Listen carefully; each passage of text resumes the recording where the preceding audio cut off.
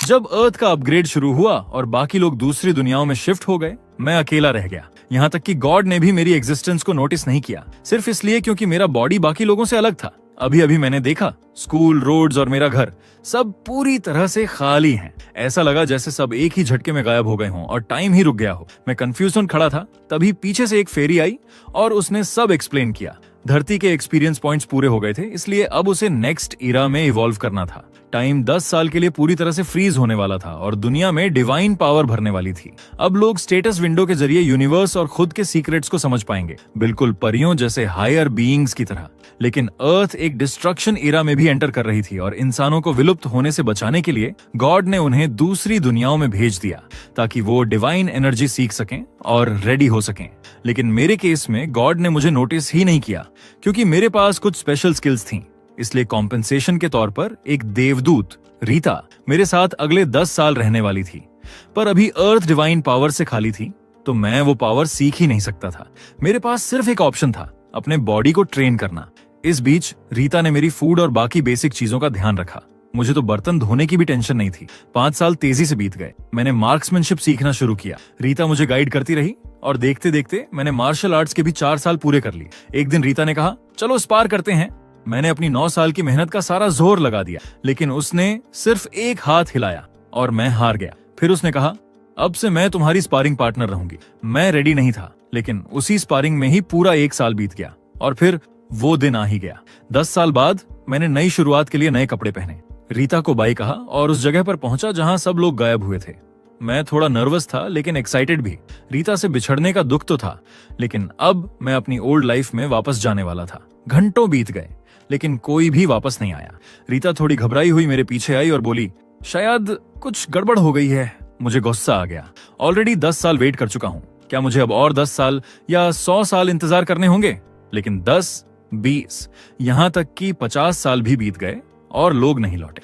हालांकि मेरा body perfect हो चुका था, मार्क्समैनशिप मास्टर लेवल तक पहुंच गया था, लेकिन मुझे अपने मॉम डैड का चेहरा भी ठीक से याद नहीं था। इन 50 सालों की मेहनत ने मुझे सुपर स्ट्रांग बना दिया, लेकिन अब कितना और झेल पाऊंगा? क्या वो लोग कभी लौटेंगे? मैं मार्शल आर्ट्स की सेम टेक्निक्स बार बार प्रैक्टिस करते करते बोर हो गया था। रीता नहीं चाहती थी कि मैं हार मानूं। उसने कहा, डिस्ट्रक्शन कभी भी आ सकता है। मैंने उसे बोला, अब से मैं पढ़ाई में फोकस करने वाला हूं। एक ही काम करते रहने से बस जीना मुश्किल होता है। उसके बाद मैंने पूरे दिन किताबें पढ़नी शुरू की, novels, business books, history, geography, chemistry, सब कुछ। जब लाइब्रेरी की सारी किताबें खत्म हो गईं, तो मैंने दूसरे देशों की भाषाएं सीखनी शुरू की। फिर रीता और मैं वर्ल्ड टूर पर निकल पड़े। दुनिया घूमते घूमते मैंने हर जगह की किताबें पढ़ ली। हालांकि मुझे नहीं पता था कि कितना समय बीत चुका है, लेकिन मेरे पास थकने का वक्त नहीं था। महाविनाश से पहले बहुत कुछ करना बाकी था। रीता ने सोचा भी नहीं था कि सैकड़ों साल बीत जाने के बाद भी मैं अब तक यकीन करता हूं कि इंसान वापस आएंगे। उसने धीरे से प्रार्थना की, प्लीज सब इंसानों को वापस भेज दो, इससे पहले कि लुई अपनी हद पार करे। वो नहीं चाहती थी कि मैं खुद से हार मान लूं। जब पढ़ने को भी कुछ नहीं बचा, मैंने बुचरिंग सीखनी शुरू की। एक दिन जब मैं जंगली सुअर काट रहा था, रीता ने बोला, लुइस, अब 274 साल बीत चुके हैं। उसके लिए भी ये शॉकिंग था। फेरी के लिए भी ये बहुत लंबा टाइम था। उसने सोचा नहीं था कि मैं अब भी फ्यूचर के लिए तैयारी करता रहूंगा। मैंने कुछ नहीं कहा, बस अपनी बुचर स्किल्स पर काम करता रहा। 300वें साल तक मैंने ये कला पूरी तरह से मास्टर कर ली। अब मैंने ब्लैक स्मिथिंग शुरू की, लेकिन 5 साल में बस एक सोर्ड बनाई। रीता हंसते हुए बोली, ये तलवार तो मूली भी नहीं काट पाएगी। हालांकि उसने मजाक उड़ाया, लेकिन वो इसे यादगार के तौर पर रखना चाहती थी। अगले 50 सालों में मैंने बहुत से वेपन्स बनाए, लेकिन कोई भी उतना सेटिस्फाइंग नहीं था। फाइनली 1 सेंचुरी के बाद मैंने एक परफेक्ट स्पीयर बना लिया। अब मेरे पास बुचर, ब्लैकस्मिथ और मार्शल आर्टिस्ट तीनों की मास्टर स्किल्स थीं। अब साल और महीनों की गिनती मैंने छोड़ दी थी। सौभाग्य से रीता हमेशा साथ थी, लेकिन इंसानों के ना आने से अब वो भी टेंशन में थी। अगर लुइस अपनी लिमिट्स पार कर गया तो? वो चाहती थी कि मेरे लिए कुछ नया हो। लंबे सोच के बाद उसे समझ आया, शायद लुइस ने अब तक एक ही चीज फील नहीं की, प्यार। ये सोचते ही उसका फेस रेड हो गया। क्या मैं पागल हो रही हूं? एक फेरी के माइंड में ऐसे थॉट्स? लेकिन फिर उसने सोचा, अगर लुई तैयार होता तो मुझे कोई दिक्कत नहीं होती। तभी मुझे कुछ अजीब सा फील हुआ। मैंने रीता को बुलाया। वो थोड़ी कंफ्यूज्ड दिख रही थी। मैंने उसकी कमर पर बंधी उस सोर्ड की तरफ इशारा किया। ये वही तलवार थी जिसे उसने यादगार के तौर पर रखा था। लेकिन अचानक वो तलवार खुद हवा में उड़ने लगी। घबराई हुई रीता उसे पकड़ने के लिए दौड़ी। तभी मेरे कपड़े उस दिन जैसे हो गए जब टाइम रुका था और सब कुछ धीरे धीरे अपनी रियल स्टेट में लौटने लगा। रीता ने भगवान से प्रार्थना की कि वह यह तलवार न ले, लेकिन जब उसने नीचे देखा तो पाया कि डिस्ट्रक्शन एरा शुरू हो चुका था। वो भी ऊपर उठने लगी। वो मुझे प्रॉपरली गुड बाय कहना चाहती थी, लेकिन भगवान की पावर के सामने वो कुछ नहीं कर पाई। इन हजारों सालों में हमारे बीच बहुत डीप बॉन्ड बन चुका था। जाते जाते उसका लास्ट लाइन था, हम एक बार भी किस तक नहीं कर पाए, और मैं चुपचाप उसे दूर जाते देखता रहा। रीता के जाने के बाद मैं सच में बहुत उदास हो गया। तभी मुझे उसकी बात याद आई। उसने खुद को एक फेरी यानी परी बताया था, एक हायर बीइंग। तो क्या इसका मतलब ये है कि अगर मैं भी कोई हायर बीइंग बन जाऊं तो शायद मैं उसे दोबारा देख सकूं? अब जब दुनिया का रीसेट खत्म हो चुका था, लोग धीरे धीरे वापस आने लगे। मेरी आंखें खुली तो देखा मैं लोगों की भीड़ में खड़ा हूं, और तभी मेरे सामने भी एक स्टेटस विंडो पॉपअप हुई। हर कोई अपने पिछले 10 साल के एक्सपीरियंस के बारे में बात कर रहा था। यानी उनके पास 10 साल की डिवाइन पावर की ट्रेनिंग थी, और मैं 1000 साल पीछे रह गया था। लेकिन उस वक्त मैं बस अपने मम्मी पापा से मिलना चाहता था। मुझे याद भी नहीं था कि वो कैसे दिखते हैं। जब मैं घर पहुंचा तो मुझे एक जानी पहचानी आवाज सुनाई दी, और माँ को देखते ही सारी यादें ताजा हो गईं। 1000 साल बाद भी उनके साथ बैठना वैसा ही लगा जैसे पहले था। डिनर का सीन बिल्कुल नॉर्मल था, बस एक फर्क था। उनकी बातें अब दूसरी दुनिया के एक्सपीरियंस पर फोकस्ड थी। जब उन्होंने मुझसे पूछा कि मैं कैसा हूं तो मैंने टाल दिया, बस कहा चिंता मत करो। उन्होंने बताया कि ज्यादातर लोग डिवाइन पावर कंट्रोल नहीं कर पा रहे, भले ही उन्हें 10 साल मिल गए। रात में काफी देर तक उनसे बातें करने के बाद मैं अपने कमरे में गया, और तभी देखा मैंने जो भाला 100 साल में बनाया था वो अब भी वहीं रखा था, शायद रीता की वजह से। अच्छा है, अब मुझे मॉन्स्टर्स से लड़ते समय नए वेपन्स ढूंढने की जरूरत नहीं पड़ेगी। मैंने स्टेटस विंडो खोली और देखा कि इस भाले का अटैक पावर 800 पॉइंट्स था। मुझे नहीं पता था कि ये ज्यादा है या कम, इसलिए मैंने ऑनलाइन उन लोगों की दी गई जानकारी खोजनी शुरू की जो दूसरी दुनिया से लौटे थे। मैंने पहले लेवल्स के बारे में जानकारी इकट्ठा की। लेवल 1 से 5 तक नॉर्मल इंसानी स्तर था। कहा जाता था कि दूसरी दुनिया में सोल्जर चुनने का स्टैंडर्ड आमतौर पर लेवल 7 होता था, और लेवल 10 से ऊपर वाले स्वॉर्डमैन या आर्चर जैसे प्रोफेशंस पा सकते थे। लेवल 50 तक पहुंचने पर दूसरी प्रोफेशन चेंज करने का मौका मिलता था, जिसे एक्सपर्ट होने की निशानी भी माना जाता था। लेवल 100 पर पहुंचने पर तीसरी प्रोफेशन चेंज पॉसिबल थी, लेकिन तीसरी प्रोफेशन के बाद लेवलिंग बहुत मुश्किल हो जाती है, लिटरली नर्क जैसी हो जाती थी, और चौथी प्रोफेशन चेंज ऑलमोस्ट इम्पॉसिबल मानी जाती है। कुछ लोग कहते हैं कि सिर्फ ड्रैगन्स या बेहीमथ जैसे हाई लेवल मॉन्स्टर्स ही इस स्टेज तक पहुंच पाते हैं। ये सारी जानकारी थी जो मैं अभी इकट्ठा कर पाया था। कल स्कूल में और जांच करूंगा। हालांकि दुनिया बहुत बदल चुकी थी, लेकिन मेरी जिंदगी में कोई खास बदलाव नहीं आया था। रीता, मैं अब भी उसे बहुत मिस करता था। और तभी एक आवाज आई। रीता ये सुनकर बहुत खुश होगी। मेरे सामने एक परी प्रकट हुई। उसका नाम लिसा था। भगवान ने उसे भेजा था ताकि वो मुझे डिवाइन पावर यूज करना सिखा सके, ताकि मैं उन 10 सालों की भरपाई कर सकूं जो मैं मिस कर चुका था। ये सब रीता की वजह से ही पॉसिबल हुआ था। उसने भगवान के सामने रोते हुए कहा था कि मैं 1000 साल तक धरती पर अकेला रहा और अकेला हूं जो डिवाइन पावर का यूजर नहीं बन पाया। रीता के बार बार बोलने पर भगवान ने लिसा को भेजा ताकि वो मुझे जल्दी से डिवाइन पावर में मास्टर बना सके। रीता को खुद आने की इजाजत नहीं थी, क्योंकि भगवान नहीं चाहते थे कि परियां और इंसान एक दूसरे के बहुत करीब आए। लिसा मुझे देखकर थोड़ी शॉक्ड थी। वो सोच रही थी कि क्या ये वही इंसान है जिसे कुछ आता जाता नहीं, लेकिन अब मैं एकदम अलग लग रहा था, फिजिकली स्ट्रांग। उसे लगा कि रीता ने उसे चीट कर दिया, लेकिन अब जब उसने काम एक्सेप्ट कर लिया था तो उसने कहा, फाइन, अब मैं तुम्हें डिवाइन पावर यूज करना सिखाऊंगी। लिसा हाई लेवल फेरी थी। सिर्फ उसके साथ रहने से ही मेरी डिवाइन पावर की अंडरस्टैंडिंग और कंट्रोल 10x बढ़ सकती थी। रीता के साथ बिताए 1000 साल भी उतना इम्पैक्ट नहीं डाल पाए थे जितना लिसा की प्रेजेंस से आने वाला था। अब डिस्ट्रक्शन एरा शुरू हो चुका था। लिसा का कहना था, मुझे डिवाइन पावर सीखने में 1 साल लग सकता है, और इस पूरे साल वो मेरे सिर पर बैठी रहेगी। मैं थोड़ा परेशान हुआ, लेकिन उसने कहा, रिलैक्स, मैंने मैजिक किया है, नॉर्मल लोग मुझे देख नहीं सकते। अगली सुबह मैं जल्दी बाहर निकल गया। मेरी स्किल की वजह से अभी तक किसी को मेरी मौजूदगी का पता नहीं चला था, और इस स्किल को किसी भी तरह बंद नहीं किया जा सकता था। हालांकि लिसा ने कहा कि मेरी स्किल अच्छी थी। उसकी नजर में बाकियों की स्किल्स इससे कुछ भी नहीं थी। ये इंटेलिजेंस इकट्ठा करने का एक अच्छा मौका था। इस दौरान मैंने एक सुपर पावरफुल लड़की के बारे में सुना जिसे सब इम्प्रेस कहते थे। वो हमारी ही स्कूल की स्टूडेंट थी जिसने दूसरी दुनिया में बहुत अच्छा परफॉर्म किया था। और फिर मैंने सुना अब लेवल रिस्ट्रिक्टेड डंजन्स भी दिखाई देने लगे हैं। लिसा ने समझाया, डंजन्स एक तरह का जाल होते हैं जो भगवान खुद बनाते हैं। मॉन्स्टर्स को अट्रैक्ट करके वो उन्हें अंदर फंसाते हैं और रास्ता सील कर देते हैं। लेकिन इंसान मॉन्स्टर्स से अलग थे। अगर काबिल हो तो वो अंदर जा सकते हैं, बाहर आ सकते हैं। सो ये सेफ हंटिंग ग्राउंड्स जैसे बन जाते हैं। लेकिन कुछ मॉन्स्टर्स इतने स्ट्रांग होते हैं कि वो खुद के डंजन्स बना सकते हैं या जालों को तोड़ सकते हैं। इसलिए लिसा ने मुझे अलर्ट रहने को कहा। इस वक्त मॉन्स्टर्स कमजोर थे, तो उसने कहा मैं अभी मॉन्स्टर्स का शिकार करके लेवल अप कर सकता हूँ। आखिरकार मेरे पास एक मॉन्स्टर जैसा शरीर था, तो मैं आसानी से लेवल 25 तक के मॉन्स्टर्स को हरा सकता था। तभी लिसा ने कुछ महसूस किया और मुझे बताया कि मैं जल्द ही असली लड़ाई में उतर सकता हूँ। जैसे ही उसने बात पूरी की, अचानक क्लासरूम के बाहर शोर मचने लगा। पता चला एक बहुत बड़ा कीड़ों का झुंड हमला कर रहा है। न सिर्फ उनके साइज बढ़ चुके थे, बल्कि उनकी बॉडी भी काफी टफ लग रही थी। स्टूडेंट्स डर कर भागने लगे, क्योंकि जब उन्हें वापस भेजा गया था तो उनका डेटा रीसेट हो गया था और सब फिर से लेवल 1 पर आ चुके थे। मैंने जल्दी से एक लकड़ी की छड़ी तोड़ी और उसे कई बार घुमाया। जब मैंने रुका तो वो एक हथियार में बदल गया। कुछ और बनाने के बाद मैंने निकलने की तैयारी की। हालांकि मेरे पास इनविजिबल होने की स्किल थी, लेकिन लड़ते समय मैं देखा जा सकता था। इसलिए मैंने लिसा से पूछा कि क्या मेरी पहचान छिपाने का कोई तरीका है। इसलिए उसने मुझे एक मास्क दे दिया। मैंने 18वीं मंजिल से छलांग लगाई और एक जायंट ग्रास हॉपर को एक ही किक में उड़ा दिया। सिस्टम ने नोटिफाइड किया, लेवल 13। जायंट ग्रास हॉपर को मार डाला, 800 एक्सपी पॉइंट्स मिला, लेवल 3 हो गया और सभी फीचर्स इंप्रूव्ड हुआ। अपने बॉडी में चेंज फील करके मुझे समझ आ गया कि लेवल अप का यही मतलब था। भले ही मैजिक पावर बस थोड़ा सा इंक्रीज हुआ था, फिर भी मैं काफी खुश था। तभी मेरे पीछे अचानक कई बड़े साइज के कीड़े आ गए। मैंने धीरे से अपने हाथ में लकड़ी का भाला पकड़ा और नेक्स्ट मोमेंट उसे फुल फोर्स से फेंक दिया। एक giant and monster direct hit से तुरंत क्रश हो गया। फिर मैंने एक और वेपन निकाला और उस एंट को 2 हिस्सों में काट दिया। अचानक कई बिग साइज मच्छर भी आ गए। मैंने पहले एक को मार गिराया, लेकिन एक और मच्छर पीछे से चोरी छुपे आ गया और मुझे जोर से जमीन पर दबा दिया।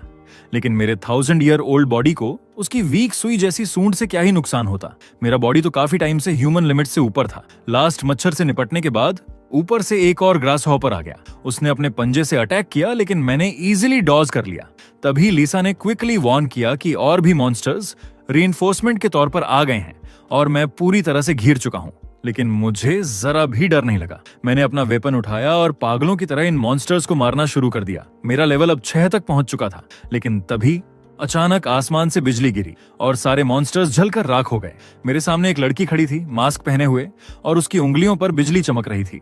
जब मैं सोच रहा था कि क्या ये मैजिक था, लिसा ने मुझे ध्यान भटकाने से मना किया। लिसा ने मुझसे कहा, फोकस करो और बाकी बचे मॉन्स्टर्स को जल्दी खत्म करो। मेरे पास वाली लड़की इलेक्ट्रिक अटैक्स का यूज करके धीरे धीरे बाकी बचे हुए मॉन्स्टर्स को खत्म कर रही थी। लगातार ऐसे थंडर अटैक्स करने के लिए उसकी डिवाइन पावर बहुत ज्यादा होनी चाहिए। वो शायद लगातार लेवल अप भी कर रही थी, क्योंकि हर बार जब आप लेवल अप करते हो तो आपका स्टेमिना रिकवर हो जाता है और पॉसिबली डिवाइन पावर भी। वैसे भी ये लास्ट मॉन्स्टर था और इसे मारने के बाद मैं लेवल 7 तक पहुंच गया। जब आर्मी हेल्प के लिए वहां पहुंची तो वहां सिर्फ बॉडीज का ढेर पड़ा था और उनके सामने एक आदमी मॉन्स्टर्स के पीछे के पार्ट्स से चीजें निकाल रहा था। लिसा ने कहा कि क्योंकि मैंने बुचरी सीखी थी, मैं मॉन्स्टर्स की बॉडीज को प्रोसेस करके मैजिक स्टोन्स निकाल सकता था। वो मुझे बताएगी कि मॉन्स्टर्स के किन हिस्सों में आमतौर पर मैजिक स्टोन मिलते हैं। जहां कई लोग मेरी स्ट्रेंथ देखकर हैरान थे, मैं तो पहले ही एक मैजिक स्टोन निकाल चुका था। लेकिन जब मैंने पीछे मुड़कर देखा तो देखा कि कई लोग मुझे देख रहे थे और मेरी फोटोज खींच रहे थे। उसी मोमेंट जो लड़की बिजली कंट्रोल कर रही थी वो मेरी तरफ आई। वो चाहती थी कि मैं उसके मॉन्स्टर्स को प्रोसेस करने में हेल्प करूं। यहीं मेरी एम्प्रेस से पहली मुलाकात हुई। उसकी बात सुनकर मैंने मना तो नहीं किया, लेकिन उससे पूछा कि वो इसके लिए मुझे क्या देगी। उसने सीधे सीधे कहा कि अगर मैं बॉडीज प्रोसेस कर दूं तो वो मुझे शवों का 40% दे देगी। ये सुनकर मैं खुशी से मान गया। आसपास के लोगों से मुझे पता चला कि वो लड़की असल में एम्प्रेस ही थी। उसकी पावर उतनी ही स्ट्रांग थी जितनी अफवाहों में सुनी थी। थोड़ी देर में डिसमेंटलिंग पूरा हो गया और एम्प्रेस ने सक्सेसफुली एक मैजिक स्टोन और कई मटेरियल्स कलेक्ट कर लिए। मैंने अपना हिस्सा उठाया और निकलने की तैयारी करने लगा, जबकि बाकी सब लोग अभी भी एम्प्रेस की पावर में खोए हुए थे। लिसा ने कहा कि टेंशन मत लो, क्योंकि फाइट खत्म होने के बाद इनविजिबिलिटी एक्टिवेट हो गई थी और लोगों को अचानक लगा कि मैं गायब हो गया हूँ। हर किसी ने सोचा कि मैं बहुत तेज चला गया, लेकिन असल में मैं उनके ठीक पीछे खड़ा था। हालांकि ये वही सिचुएशन थी जिसे मैं सबसे ज्यादा देखना चाहता था। फिर भी मुझे थोड़ा दुख हुआ। घर लौटने के बाद मैंने जो मटेरियल्स मिले थे उनसे कुछ डिफेंसिव इक्विपमेंट बनाने का प्लान किया, लेकिन शायद आर्मर के लिए मटेरियल्स पूरे नहीं थे। गुड थिंग ये थी कि जो रिस्ट और नी गार्ड्स मैंने बनाए वो काफी अच्छे थे। हालांकि लिसा ने मुझे याद दिलाया कि मॉन्स्टर मटेरियल से गियर बनाना थोड़ा कॉम्प्लिकेटेड होता है और बाद में किसी प्रोफेशनल क्राफ्ट्समैन को ढूंढना ज्यादा रिलायबल रहेगा। पर मुझे इस बात का पूरा भरोसा था, क्योंकि अब धरती पर सबसे बेहतरीन कारीगर शायद मैं ही था। ये देखकर लिसा फिर से चुप हो गई। क्या ये वाकई वही इंसान था जो कुछ भी नहीं कर सकता था, जैसा कि रीता ने बताया था? अब वो वापस जाकर रीता को एक्सपोज करना चाहती थी, लेकिन क्योंकि अब चीजें इस मोड पर आ चुकी थीं, लिसा ने कहा कि अगर मुझे डिवाइन पावर टेक्निक्स के बारे में जानना है तो पहले ये समझो, ये टूल्स को स्पेशल पावर्स देने के लिए मैजिक स्टोन या बाकी डिवाइन पावर क्रिस्टल्स यूज करने की टेक्निक थी। ये कुछ वैसा ही था जैसे अर्थ पर ब्लैकस्मिथिंग होती है, बस ये उससे ज्यादा एडवांस्ड लेवल का था। डिवाइन पावर से स्ट्रॉन्ग इक्विपमेंट बनाने की ये टेक्निक सुनकर मैं एक्साइटेड हो गया और लिसा को पकड़ लिया और उसे सिखाने की रिक्वेस्ट की। मेरे इस सडन एक्शन से लिसा थोड़ा शॉक हो गई। मुझे थोड़ा दूर हटाकर उसने कहा, ठीक है, मैं तुम्हें सिखाऊंगी। फिर लिसा ने कहा कि सीखने से पहले मुझे जरूरी मटेरियल्स और मैजिक स्टोन्स या ऐसे डिवाइन पावर क्रिस्टल्स रेडी करने होंगे जिनके प्रॉपर्टीज मैजिक स्टोन जैसी हों। जब मैंने पूछा कि डिवाइन पावर क्रिस्टल्स क्या होते हैं, तो उसने ड्रैगन के हार्ट्स का एग्जाम्पल दिया, जिनमें बहुत भारी मात्रा में डिवाइन पावर होती है। एक बार जब टूल का प्रोटोटाइप बन जाता है तो मैजिक स्टोन को पीस कर उसकी सरफेस पर लगाया जाता है। ये था सबसे बेसिक डिवाइन पावर इक्विपमेंट। इसके बाद आती थी स्पेशल एबिलिटीज देने वाली टेक्निक।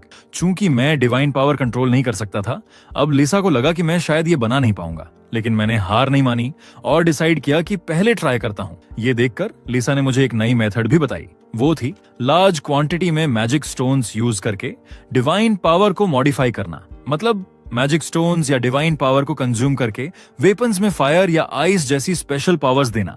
ये ऐसे इफेक्ट्स भी दे सकता था जैसे कि जब वेपन किसी अटैक को ब्लॉक करे तो यूजर का स्टेमिना धीरे धीरे रिकवर हो। किस वेपन में क्या पावर देनी है, ये पूरी तरह कारीगर की इच्छा पर डिपेंड करता था। इसलिए ओवरऑल स्पेशल एबिलिटीज ऐड करने के लिए बहुत स्ट्रॉन्ग डिजायर चाहिए होती थी। तो मैंने इक्विपमेंट बनाना शुरू किया और जल्दी ही रिस्ट और नी गार्ड्स रेडी हो गए। जब मैंने उन पर मैजिक स्टोन पाउडर छिड़का तो स्टेटस विंडो में नोटिफिकेशन आया, डिवाइन पावर टेक्निक्स लर्न्ड। लेकिन क्राफ्टिंग प्रोसेस अभी खत्म नहीं हुई थी, अभी भी कुछ मैजिक स्टोन्स बचे हुए थे। अब मैंने प्लान किया कि मैं मैजिक स्टोन के अंदर छुपी डिवाइन पावर को यूज करूंगा। मुझे आंखें बंद करके फोकस करता देख लिसा बहुत हैरान हुई। उसे लगा भी नहीं था कि मैं इतनी जल्दी इक्विपमेंट्स को स्पेशल एबिलिटीज देने की कोशिश करूंगा। उसी पल मैंने सोचा कि मैं चाहता हूं कि इस टूल में ग्रास हॉपर के हथियार जैसी तेजी हो। मैं सक्सेस के बहुत करीब था, लेकिन मैजिक स्टोन की कमी की वजह से मैं ऑलमोस्ट फेल हो गया। ये देखकर लिसा को थोड़ा अफसोस हुआ और उसने तुरंत डिवाइन पावर देकर मेरी हेल्प की। अगले ही पल अनगिनत एनर्जी मेरी हथेली में व्रिस्ट गार्ड के अंदर घुस गई। लिसा को लगा कि शायद ये अब भी फेल हो गया, लेकिन मैंने हल्का सा स्माइल किया क्योंकि मेरा डिवाइन पावर मेमोरी लेवल अब बढ़ चुका था। इसका मतलब ये भी था कि रिस्ट गार्ड ने स्पेशल एबिलिटीज गेन कर ली थीं। मैंने अपना हाथ उठाया और धीरे से वेव किया। पास की आयरन चेन तुरंत कट गई और उसकी पावर बिल्कुल वैसी ही थी जैसी मैंने इमेजिन की थी। हालांकि लिसा ने मेरी हेल्प की थी, लेकिन पहली ही कोशिश में सक्सेस होने पर उसने मेरी तारीफ की। लेकिन क्योंकि मैंने अभी अभी पार्क का झूला तोड़ दिया था, मैं जल्दी से वहां से भाग गया। लिसा बस चुप रह गई क्योंकि वो उसे जादू से रिपेयर कर सकती थी। अगले दिन मैंने अपनी मम्मी को काफी देर तक समझाया। मैंने कहा कि मैं बस थोड़ा बाहर घूमने गया था और फाइनली बाहर निकलने में सक्सेस हो गया। रास्ते में मैंने लिसा को बताया कि मैं एम्प्रेस को फिर से देखना चाहता हूँ क्योंकि मुझे उसके कंट्रोल में डिवाइन पावर बहुत इंटरेस्टिंग लगी। एम्प्रेस की पावर्स उन लोगों से भी ज्यादा स्ट्रॉन्ग थीं जो दूसरी दुनिया में ट्रांसफर हुए थे। लेकिन लिसा ने कहा कि ये कोई बड़ी बात नहीं थी। आखिर उसके पास 10 साल का एक्सपीरियंस था। उसकी नजर में मैं ही था जो सच में स्पेशल था, बिना डिवाइन पावर के भी मॉन्स्टर्स के शेल को प्रोसेस करने में केपेबल। उसे भी इस बात पर काफी सरप्राइज हुआ। जैसे ही उसने बात पूरी की, लिसा सडनली रुक गई। उसने पीछे मुड़कर देखा तो मैंने पूछा, क्या हुआ? लिसा ने कहा कि उसे एक मॉन्स्टर ग्रुप फील हुआ है जिसका लीडर लेवल 35 का आइस वुल्फ है। ये सुनकर मैं थोड़ा शॉक्ड था क्योंकि लिसा ने पहले कहा था कि कैटेक्लिज्म के अर्ली फेज में हाई लेवल मॉन्स्टर्स नहीं होते। मजबूरी में लिसा ने एक्सप्लेन किया कि उसे कल से ही कुछ ऑफ सा फील हो रहा था क्योंकि डे 2 पर जो मॉन्स्टर्स हमने मारे थे वो ऑलरेडी लेवल 10 से ज्यादा थे। अब अर्थ पर डेफिनेटली कुछ गड़बड़ थी। लिसा को लगा कि आगे चलकर शायद उसे मेरी मदद की जरूरत पड़े। मैं और पूछ पाता उससे पहले ही उसने कहा, चलो जल्दी, वहां की सिचुएशन अर्जेंट है। उसने ये भी समझाया कि ये मॉन्स्टर्स इतने स्ट्रॉन्ग क्यों हैं। कैटेक्लिज्म से पहले गॉड ने ह्यूमंस को दूसरी दुनिया में ट्रांसफर कर दिया था, लेकिन एनिमल्स को अर्थ पर ही छोड़ दिया। गॉड ने सोचा कि अर्थ पर एनिमल्स को 10 साल छोड़ने में कोई दिक्कत नहीं होगी, लेकिन एक अननोन एरर की वजह से अर्थ की टाइमलाइन ड्रास्टिकली चेंज हो गई थी। दूसरी दुनिया में सिर्फ 10 साल बीते थे, लेकिन अर्थ पर 1000 साल गुजर चुके थे। इन 1000 सालों में मैं रीता के साथ टाइम बिताने और चीजें सीखने में बेझिझक था, इसलिए टाइम शिफ्ट को नोटिस नहीं कर पाया। भले ही टाइमलाइन रीसेट हो चुकी थी, लेकिन जानवर जो सिर्फ 10 साल जीने वाले थे अब 1000 साल तक सरवाइव कर चुके थे। रिजल्ट अब साफ था, अर्थ के जानवर बहुत पावरफुल और इंटेलिजेंट बन चुके थे। लिसा जहां मुझे लेकर गई वहां पहले से ही खून फैला हुआ था। उसने बताया कि उसने सिचुएशन की रिपोर्ट कल ही भेज दी थी, लेकिन जब तक एडजस्टमेंट आता उसने होप की कि मैं इन मॉन्स्टर्स को क्लियर कर दूंगा और बाद में प्रॉपर रिवॉर्ड भी मिलेगा। लेकिन आइस वुल्व्स के इस पैक को देखकर मुझे समझ आ गया कि ये काम इतना इजी नहीं होगा। लकी बात यह थी कि करंट वुल्व्स बहुत ज्यादा स्ट्रांग नहीं थे और मुझे पीछे हटने की जरूरत नहीं पड़ी। मैंने तुरंत अपना स्पीयर उठाया, ऊपर जंप किया और वुल्व्स पर लैंड करते ही हमला कर दिया। इवन स्ट्रॉन्गेस्ट आइस वुल्फ भी मेरी सिंगल स्ट्राइक में खत्म हो गया। कल के लेवल अप की वजह से मेरी स्ट्रेंथ बहुत बढ़ चुकी थी। साइड पर लगभग 70 मॉन्स्टर्स थे। लीडर की मौत के बाद भी बाकी वुल्व्स ने हार नहीं मानी, लेकिन बाकी छोटे मॉन्स्टर्स तो मेरे लिए और भी आसान थे। जब मैं उन्हें मार ही रहा था, पीछे से चीखने की आवाजें आने लगी। कुछ लोग जो टाइमली एस्केप नहीं कर पाए अब वुल्व्स से घिरे हुए थे। दूसरी दुनिया के सेफ हंटिंग जोन्स के उल्टे यहाँ के वुल्व्स रियल थे और लेवल रीसेट लोग मैजिक यूज करके भी रेजिस्ट नहीं कर पा रहे थे। राइट मोमेंट पर मैंने अपना स्पीयर लेकर उन्हें बचाने के लिए डैश मारा। सिर्फ एक स्विंग में 2 वुल्व्स को मार गिराया। लेवल अप करते हुए मैं लेवल 9 तक पहुंच गया, लेकिन फिर रुक गया क्योंकि ये मेरा कोई प्रोफेशन नहीं था। मैं लेवल 10 तक नहीं पहुंच सकता था, लेकिन किस्मत से एक्स्ट्रा एक्सपी स्टोर हो रहा था। जब मैंने लोगों को बचाया तो साइड के कुछ लोग मुझे पहचान गए। मैं वही एस यूनिवर्सिटी का कल का मास्क वाला आदमी था, लेकिन उन्होंने जो टाइटल दिया वो थोड़ा वियर्ड था। एस यूनिवर्सिटी का प्रोक्टोलॉजिस्ट, एक speed based powerful warrior. Honestly ये सुनकर मैं थोड़ा ऑकवर्ड फील कर रहा था और लिसा मेरा मजाक उड़ाने से पीछे नहीं रही। वुल्व्स को मारते वक्त एक सरप्राइजिंग चीज हुई। एक ग्रे वुल्फ ने एक्चुअली एक आदमी को हॉस्टेज बना लिया। उसके स्मूथ मूव्स को देखकर लिसा ने गेस किया कि शायद उसने पहले भी ऐसा किया है, लेकिन ट्रू पावर के सामने ऐसी ट्रिक्स यूजलेस थीं। बोलते बोलते मेरा स्पीयर ऑलरेडी ग्रे वुल्फ की चेस्ट में जा चुका था। अब मेरे पास कोई वेपन नहीं था और वुल्व्स का पैक मुझ पर हमला करने की तैयारी कर चुका था। बट लिसा की ट्रेनिंग के कारण मेरा कॉम्बैट सेंस हाई था। वुल्व्स एक एक करके गिरने लगे। कुछ ही देर में मैंने 70 से ज्यादा वुल्व्स को खत्म कर दिया था। अब बारी थी हार्वेस्टिंग की, लेकिन स्पीयर इस काम के लिए अनकंफर्टेबल था। सो मुझे फ्यूचर में एक स्पेशल बुचर्स नाइफ बनाना होगा। इस बार इतने सारे कॉर्प्सेस थे कि मैं अकेले हैंडल नहीं कर सकता था। इसलिए मैंने आने वाली आर्मी से बात की कि वो लोग मैजिक स्टोन छोड़कर बाकी मटेरियल खरीद लें। ऐसे ही ये हंट खत्म हुआ। थोड़ी ही देर बाद आर्मी वाले पैसे लेकर आ गए। वो काफी जेनरस थे। लिसा ने भी कहा कि आगे चलकर उनके साथ अच्छे रिश्ते रखना मेरे लिए फायदेमंद रहेगा। लड़ाई के बाद ज्यादा टाइम नहीं बीता था कि मेरी इनविजिबिलिटी एक्टिव हो गई। ये चेक करने के बाद कि कोई मुझे नहीं देख पा रहा, मैं धीरे धीरे घर की तरफ निकल पड़ा। मुझे पता था कि आगे के लिए और प्रिपरेशन करनी पड़ेगी क्योंकि मॉन्स्टर्स और स्ट्रॉन्ग होते जा रहे थे। घर पहुंचने के बाद लिसा के गाइडेंस में मैंने स्टेटस विंडो खोली। अब प्रोफेशन चुनने का टाइम था। बहुत सारे ऑप्शंस थे। सबसे पहले मैंने असैसिन को रिजेक्ट कर दिया क्योंकि मेरे पास इनविजिबिलिटी पहले से ही थी। लिसा ने बताया कि जब मेरी डिवाइन पावर और बढ़ेगी तो इनविजिबिलिटी को मैं एक एक्टिव स्किल भी बना सकता हूँ। टोटल 23 प्रोफेशन थे और मैं कंफ्यूजन था। मैंने लिसा से सजेशन मांगा। वो थोड़ी हैरान हुई क्योंकि उसके हिसाब से अभी मेरे पास इतने सारे प्रोफेशन नहीं होने चाहिए थे। उसने कहा कि अगर थोड़ा इंतजार करूं तो ये 40 तक भी पहुंच सकते हैं। कुछ सोचने के बाद लिसा ने मुझे 2 ऑप्शन दिए, स्पीयरमैन और वॉरियर। क्योंकि मैंने हमेशा स्पीयर ट्रेनिंग की थी इसलिए ये मेरे लिए नेचुरल चॉइस थी। हालांकि उस दौरान मुझे अक्सर मार भी खानी पड़ती थी। फिर भी लिसा को लगा कि ये मेरी किस्मत है क्योंकि सीधे एक परी से स्किल सीखने का चांस बहुत रेयर होता है। उसने मुझे भरोसा दिलाया कि बाद में और सब प्रोफेशन मिलेंगे। आखिरकार मैंने स्पीयरमैन चुन लिया। मेरी सोच थी कि भाले से डैमेज ज्यादा डिसेंट होगा, लेकिन जब मैंने कंफर्म किया तो विंडो अलग तरीके से बदली। मुझे ब्लड स्पेयरमैन का ऑप्शन मिला। ये एक यूनिक प्रोफेशन था जिस पर मेरा नाम लिखा हुआ था। यूनिक प्रोफेशन हमेशा नॉर्मल वाले से ज्यादा पावरफुल होते हैं। लिसा ने तुरंत कहा कि मुझे इसे ही लेना चाहिए। हालांकि इन्हें लेवल अप करने के लिए ज्यादा एक्सपी चाहिए होती है, लेकिन वैल्यू हमेशा हाई रहती है। मैंने कंफर्म किया और तुरंत लेवल 18 तक पहुंच गया। लेकिन वहां एक ट्विस्ट हुआ। ब्लड स्पेयरमैन बदलकर ब्लर स्पेयरमैन बन गया। अब इसमें स्टील्थ में रहते हुए 10% अटैक पावर बोनस मिल रहा था। ये मेरे कॉस्मिक लोनर टाइटल की वजह से हुआ जिसने प्रोफेशन चॉइस को बदल दिया। मैं थोड़ा उदास हुआ, लेकिन अब चेंज करने का कोई तरीका नहीं था। नया प्रोफेशन लेने के बाद मेरे पूरे शरीर में पावर दौड़ गई। मैं और स्ट्रांग हो गया। लिसा के हिसाब से मुझे अभी कोई एक्टिव स्किल नहीं मिली थी, लेकिन उसने भरोसा दिलाया कि दूसरी या तीसरी प्रोफेशन चेंज तक मुझे स्ट्रांग स्किल जरूर मिलेंगी। उसके बाद लिसा ने कहा कि अब बाहर चलने का टाइम है। मॉन्स्टर्स को खत्म करना जरूरी था। मेरे अलावा और भी एजेंट्स ये काम कर रहे थे। यहाँ तक कि एम्प्रेस भी मॉन्स्टर हंटिंग टीम का हिस्सा थी। कुछ देर बाद हम अपने डेस्टिनेशन पहुंचे। सामने एक बहुत बड़ा बेयर था। उसकी पावर इतनी थी कि लोग उसका सामना करने से डर जाते। मैंने भाला उठाया अटैक करने ही वाला था कि अचानक बहुत तेज आवाजें और वाइब्रेशन शुरू हो गई। पहले लगा आर्मी ने रॉकेट फायर किया है, लेकिन असल में वो बेयर ही था जो सोल्जर्स पर अटैक कर रहा था। बेयर को सोल्जर्स के हमले से कुछ खास फर्क नहीं पड़ रहा था। न्यूज में भी आया था कि सरकार ने कई पावर यूजर्स को बुलाया है, लेकिन वो अभी तक पहुंचे नहीं थे। सोल्जर्स ज्यादा देर टिक नहीं पाएंगे, ये देखकर मैंने मास्क पहना और सही टाइम का इंतजार करने लगा। मेरी इनविजिबिलिटी स्किल से 10% अटैक बोनस मिलता है और स्पीयर टेक्निक से भी 10%।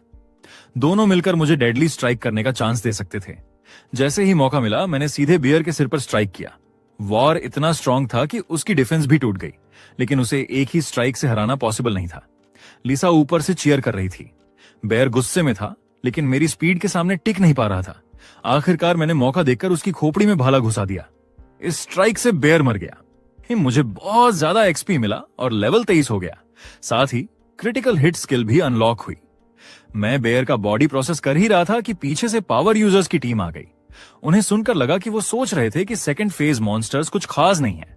मैं इग्नोर करके अपने काम में लगा रहा। थोड़ी देर बाद मुझे उसकी स्किन मिली, लेकिन मैजिक स्टोन नहीं गिरा। सोल्जर्स ने मुझे एक सॉफ्टवेयर की जानकारी दी जो मॉन्स्टर की लोकेशन दिखाता है, और ये सिर्फ आर्मी कंट्रोल में था। फिर मैंने बाकी रीजंस की भी सफाई की। 3 जगह मॉन्स्टर्स खत्म किए, लेकिन सिर्फ एक लेवल बढ़ा। शायद ये मेरे यूनिक प्रोफेशन की वजह से था। अगले दिन एक नोटिफिकेशन आया कि दूसरी दुनिया से कनेक्शन रिस्टोर हो गया है। अब लोग अपने असली शरीर से वहां जाकर क्वेस्ट्स कर सकते थे, लेकिन मैं अकेला नहीं जा सकता था। लिसा ने कहा कि जब तक मैं हायर बीइंग नहीं बन जाता, तब तक मुझे ये मौका नहीं मिलेगा। अगर बन गया तो न सिर्फ दूसरी दुनिया बल्कि हेवन तक भी जा सकूंगा और रीता से भी मिल पाऊंगा। ये सुनकर मुझे थोड़ी राहत मिली। मम्मी और पापा को मैंने कहा कि वो सेफ्टी के लिए दूसरी दुनिया में चले जाएं। मेरी माँ ने पहली बार मान लिया कि मैं ही वो मास्क वाला इंसान हूं जो न्यूज में दिखा था। आखिरकार वो लोग चले गए और लिसा को भी वापस जाना पड़ा अपने काम पूरे करने। कुछ दिन बाद लिसा लौटी और अपने असली रूप में सामने आई। उसने मुझे टास्क रिवॉर्ड दिया, +1 सभी एट्रीब्यूट्स और इटर्नल फ्लेम। लिसा ने बताया कि ये फ्लेम कभी बुझती नहीं और ये रीता ने मेरे लिए चुनी थी। ये सुनकर मुझे बहुत अच्छा लगा। फिर लिसा ने सच बताया कि धरती के मॉन्स्टर्स स्ट्रॉन्ग क्यों हो रहे हैं। असल में भगवान ने टाइम रोकने के लिए अपनी पावर का इस्तेमाल किया, जिसकी वजह से सब क्रिएचर्स और ज्यादा पावरफुल और वायलेंट हो गए। इसके बाद उसने मुझे नया मिशन दिया, एक डिस्ट्रक्शन ट्रैप बनाना। ये मॉन्स्टर्स को अट्रैक्ट करेगा और डंजन की तरह फंसाकर खत्म कर देगा। लिसा ने मटेरियल्स दिए जिनमें बड़े बड़े मैजिक स्टोन्स और रेयर मेटल्स थे। साथ ही हेवन के बेस्ट इक्विपमेंट्स और एक डिटेल्ड ब्लूप्रिंट भी मिला। ये देखकर मेरी फॉर्जिंग की इच्छा जाग उठी। मैंने तैयारी की और इटर्नल फ्लेम जलाकर सबसे बड़े मैजिक स्टोन को उसमें डाल दिया। जब आग की लपटों ने मैजिक स्टोन को पूरा घोल दिया तो मैंने अपना हथौड़ा निकाला और उसे 72 बार मारा। तभी मैं ये छोटा क्यूब बना पाया। लिसा मेरी फॉर्जिंग टेक्निक को देखकर हैरान थी। उसने सांस भरते हुए कहा, अगर तुम्हारी क्लास ब्लैकस्मिथ होती तो शायद तुम भगवान को चैलेंज करने वाले हथियार बना सकते, लेकिन ये तो बस जाल का बेसिक फॉर्म था। अब मुझे ब्लूप्रिंट के हिसाब से उस पर स्पेशल पैटर्न्स उकेरने थे। मुझे इतना डेडिकेटेड होकर काम करता देखकर लिसा समझ सकती थी कि क्यों रीता जैसी हाई लेवल परी भी एक लो लेवल इंसान पर फिदा हो गई थी। कुछ घंटों बाद मैंने अचानक एंग्रेविंग नाइफ नीचे रख दिया। मेरे हाथों में एक चमकदार सरफेस और मुश्किल पैटर्न्स वाला क्यूब तैर रहा था। उसी समय मुझे द लेजेंडरी क्रिएटर का टाइटल मिला, जो प्रोडक्शन एफिशिएंसी को 20% बढ़ा देता था। मेरे हाथ में डिवाइन पावर क्यूब देखकर लिसा की आंखें डिसबिलीफ से भर गईं। उसे यकीन नहीं हो रहा था कि मैंने इतना जल्दी पूरा कर लिया। असल में मैंने पूरे 5 घंटे नॉन स्टॉप काम किया था। ये सुनकर लिसा को एहसास हुआ कि वो मुझे इतने लंबे वक्त से काम करता देख रही थी। क्यूब को हाथ में लेकर लिसा समझ गई कि मैंने इसे पूरा कर लिया है, लेकिन मुझे ज्यादा प्राउड न बनाने के लिए उसने कहा कि ये काम बस रिक्वायरमेंट्स को मुश्किल से पूरा करता है। अब सिर्फ फाइनल डिवाइन आर्ट स्टेज बचा था, जिसके लिए लिसा को अपनी साथी परियों को बुलाना पड़ा। मैं सीक्रेटली उम्मीद कर रहा था कि रीता भी आएगी। अगले ही पल दूसरी परियां भी आ गईं।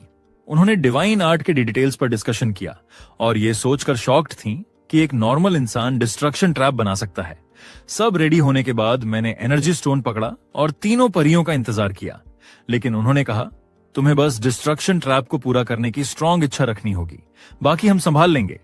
तीनों परियों ने मेरे शोल्डर्स पर हाथ रखा। अगले ही पल हर डायरेक्शन से डिवाइन पावर मुझ पर दबाव डालने लगी। ये हाई बीइंग्स की पावर थी। इतना स्ट्रॉन्ग दबाव मुझे क्रश करने वाला था। मेरी हालत देखकर लॉन्ग हेयर्ड परी मुस्कुराई, इतना भी सह नहीं कर पा रहे? मैंने तुरंत जवाब दिया, ये काफी नहीं है। मुझे फोकस करना था और कुछ ऐसा बनाना था जो मॉन्स्टर्स के लिए बेहद अट्रैक्टिव हो। कुछ ऐसा जो 1000 साल से अकेले घूमते जानवर भी रेजिस्ट न कर पाए।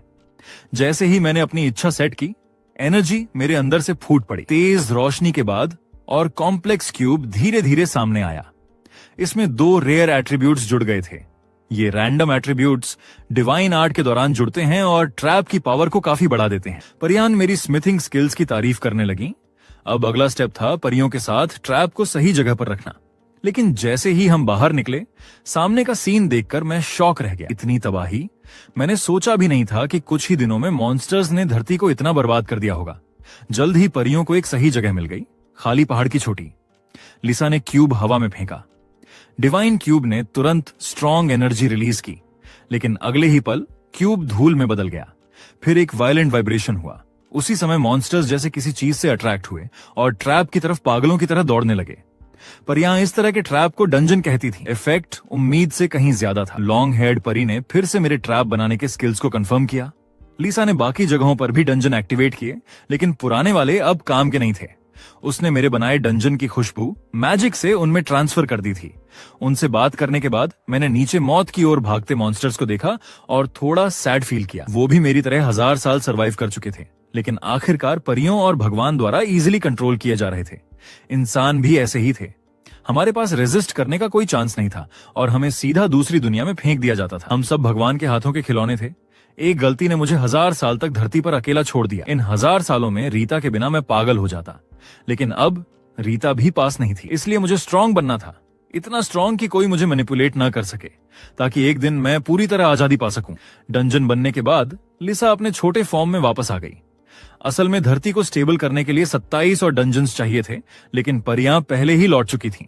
लिसा ने समझाया, इस तरह के डिस्ट्रक्शन ट्रैप बनाने में बहुत ज्यादा मैजिक पावर लगती है। पहले वाली तीनों परियों की मैजिक खत्म हो चुकी है और रिकवर होने में कई दिन लगेंगे। मैंने पूछा, क्या दूसरी परियां भी आ सकती हैं, जैसे रीता?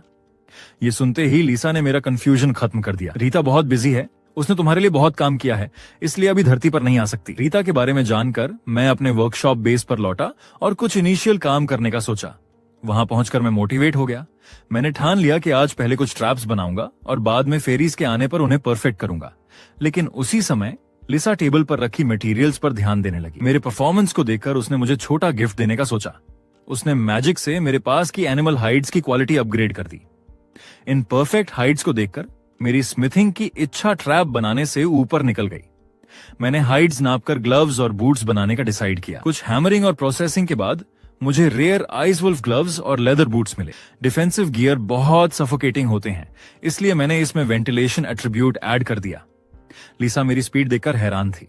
उसने सोचा भी नहीं था कि मेरे स्किल्स इतनी तेजी से इंप्रूव हो रहे हैं। अगला स्टेप था बेयर के खाल से आर्मर बनाना। लिसा मुस्कुराकर सैटिस्फाइड बैठी थी, जबकि मैं काम कर रहा था। उसने सोचा भी नहीं था कि मैं पूरा दिन काम करूंगा। एक फेरी होते हुए भी उसे नींद आने लगी, लेकिन मैं रुकने वाला नहीं था, क्योंकि आर्मर लाइफ सेविंग इक्विपमेंट था। कुछ घंटों बाद मेरी तेज आवाज से लिसा उठ गई। अब unique great bear hide armour तैयार था। लेकिन मैं यहीं नहीं रुका। मैंने इसमें स्पेशल अटैक सिस्टम जोड़ने का सोचा। आइस वुल्फ के दांत और बोन से आर्मर एनहांस किया। अब आर्मर की एट्रीब्यूट्स दोगुनी हो गई और उसमें हिडन स्किल भी आ गई।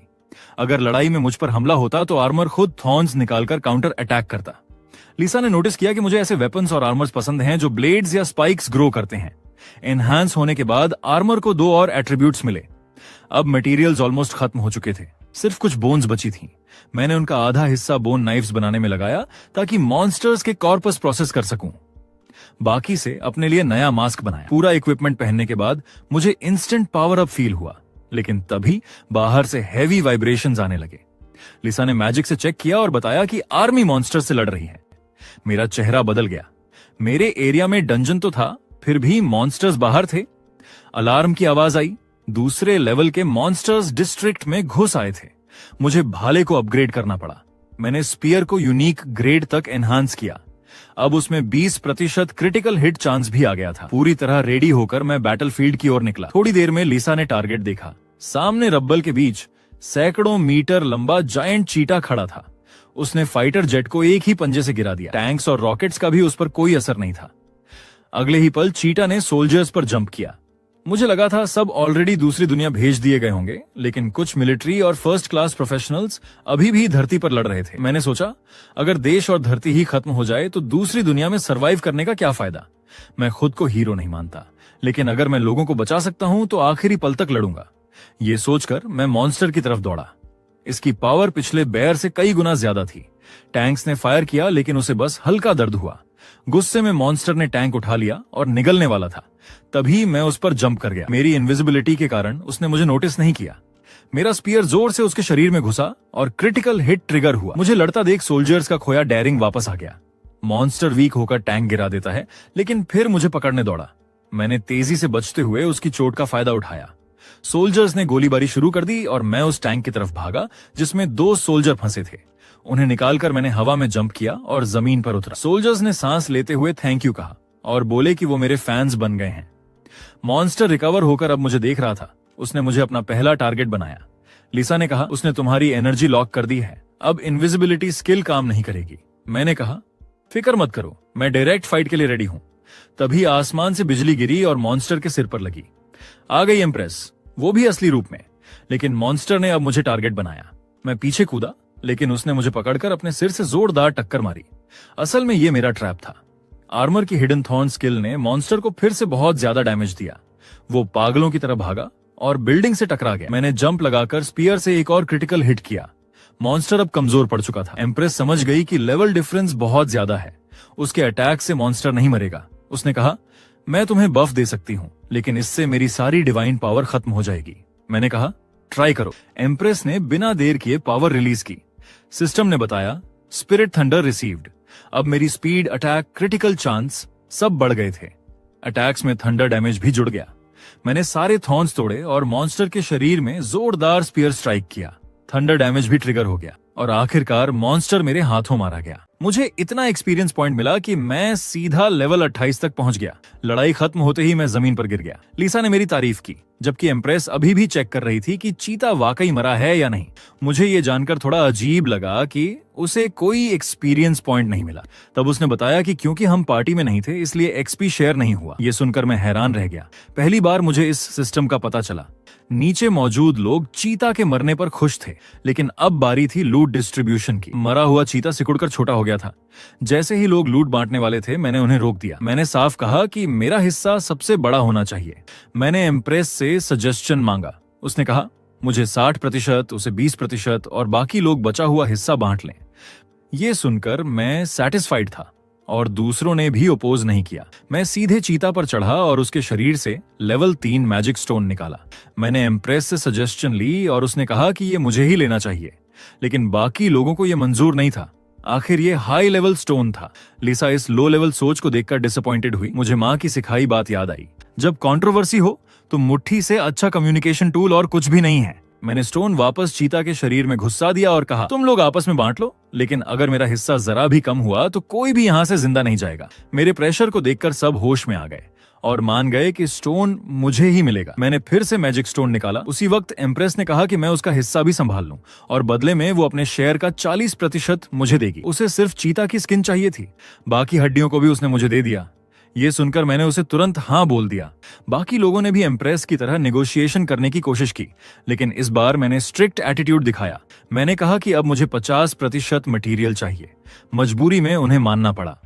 सारे मटेरियल प्रोसेस करने के बाद मैं घर जाने लगा, लेकिन एम्प्रेस ने रोका। उसने कहा कि मेरी इनविजिबिलिटी बहुत स्ट्रांग है, वो भी मुश्किल से नोटिस कर पाई। असल में वो मेरे साथ पार्टी बनाना चाहती थी। मैंने सीधे मना कर दिया। उसने जबरदस्ती नहीं की, क्योंकि उसे धरती पर और लड़ाइयां लड़नी थीं। जाते जाते उसने मुझे अपना बिजनेस कार्ड दिया।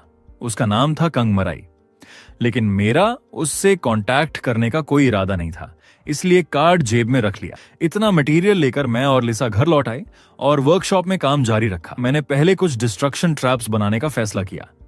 लिसा अभी सोच रही थी कि धरती पर इतने स्ट्रॉन्ग मॉन्स्टर्स क्यों आ रहे हैं।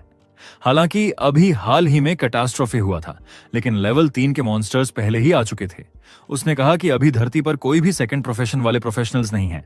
फिर भी मॉन्स्टर्स तीसरे लेवल तक डेवलप हो चुके हैं। इंसान डिवाइन पावर की मदद से दूसरी दुनिया में जाकर स्ट्रॉन्ग हो सकते थे, लेकिन मॉन्स्टर्स की ग्रोथ बहुत तेज थी। मैंने काल्मनेस के साथ कहा, फिलहाल कोई सॉल्यूशन नहीं है, तो जो कर सकते हैं वही करते हैं। हमारी बातों से पता चला कि सिर्फ हमारे देश में ही लेवल 3 मॉन्स्टर्स दिख रहे थे। मैंने अंदाजा लगाया कि ये डिस्ट्रक्शन ट्रैप्स की वजह से हो रहा है।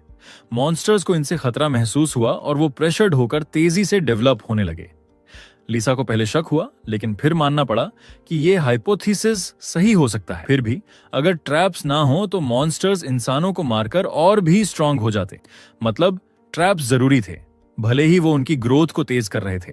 मैंने ट्रैप्स बनाना जारी रखा। लिसा सोच रही थी कि क्या मुझे सच में सिर्फ ये चीजें बनाकर खुशी मिलती है।